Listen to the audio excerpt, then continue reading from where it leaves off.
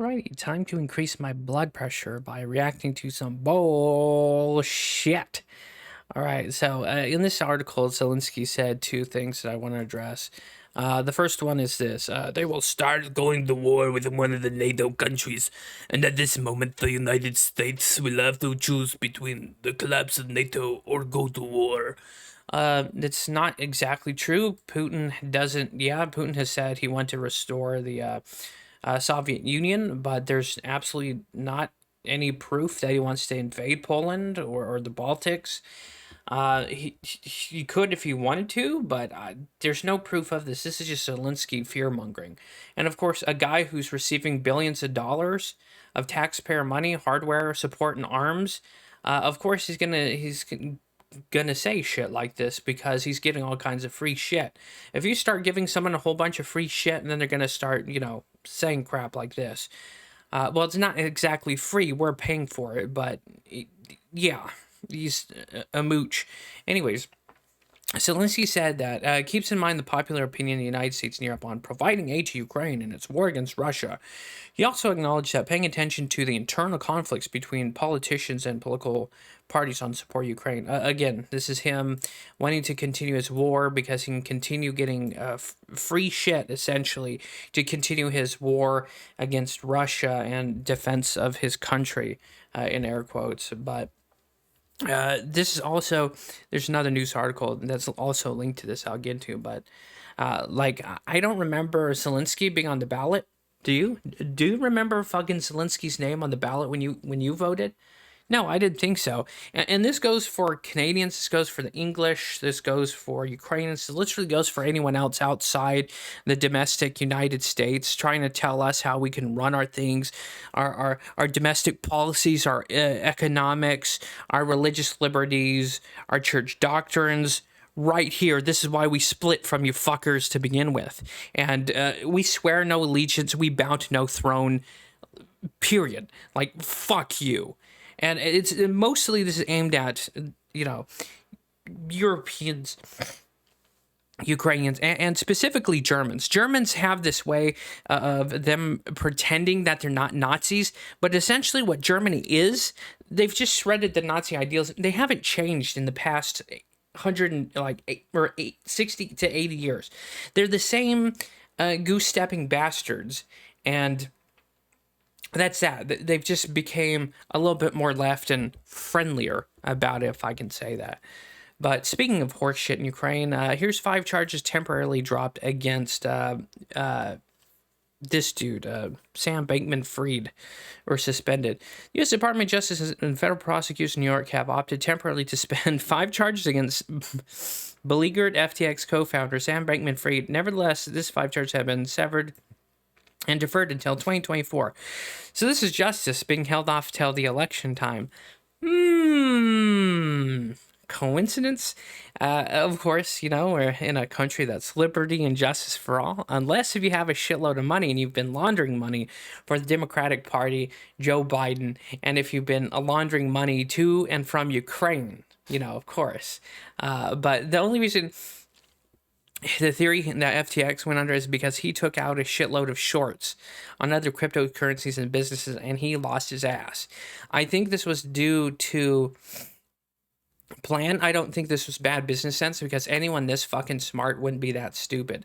So what I think is they use Sam Bankman-Fried to besmirch and defame cryptocurrencies to make it look bad and to also give the elite a way to make money, because if he's losing his ass shorting, then someone else is making their millions and billions going long. This is just basically a market term for betting against certain asset classes and stonks. So he intentionally, what I'm thinking, they used him as a scapegoat to sink cryptocurrencies, to sink FTX, and it's also a way to make people who are longing against him more money. So that's Bankman-Fried. They've already suspended, 5 charges?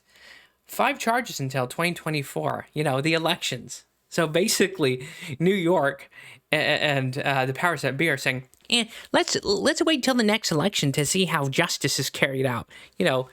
Lady Justice with a blindfold. Apparently, may not be able to see, but she can feel that money on that scale, baby. And that's the current state of the United States, and that's my opinion on this crap. Yeah, unbelievable. And of course, Zalinskyy, uh, when he said paying attention to internal conflicts, basically he's insinuating that anyone who wants peace, anyone who wants to stop the needless death and waste of life of civilian and military, of Ukrainian and Russian, is he wants to paint them as Russian sympathetic. He wants to paint them as Russian agents or somehow paid off, because that's how they've controlled things in Ukraine. Anyone who dares speaks out against, they intimidate, jail, torture, and kill. Allegedly, I can't openly say that they do, but it's been rumored, it's been hinted at. And of course, if you dare say anything like against the Zalinskyy regime or the Ukrainian military, like, you better watch out. They're putting other podcasters and people on literal kill lists in Ukraine, and they're naming people enemy of the state. And of course, this is a country, ladies and gentlemen, that has freedom of speech. We respect people's rights. Yeah. Just like the Gestapo did, just like the Stasi did, just like the fucking NKVD did. And if you don't know these names, look them up and get educated. But here, I'll teach you. So the Stasi was the East German police. You couldn't fart in the bathroom without these guys knowing what you did or what you were up to. The NKVD was Stalin's secret police. They tortured, killed, and terrorized the citizens of Russia for some time. And the Gestapo, of course, in Germany and Eastern Europe. So it's like... I don't know. The world is so topsy-turvy and weird that to the point where if you're anti-war now, you're suddenly a pro-Russian puppet and Putin propagandist.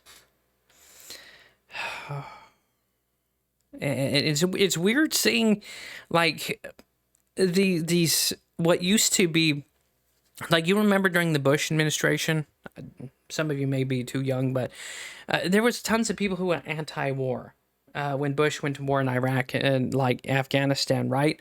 But these same people today are applauding giving tons of arms, tanks, missiles, bombs, howitzers to another country to kill more people and to do damage to civilian infrastructure and civilians.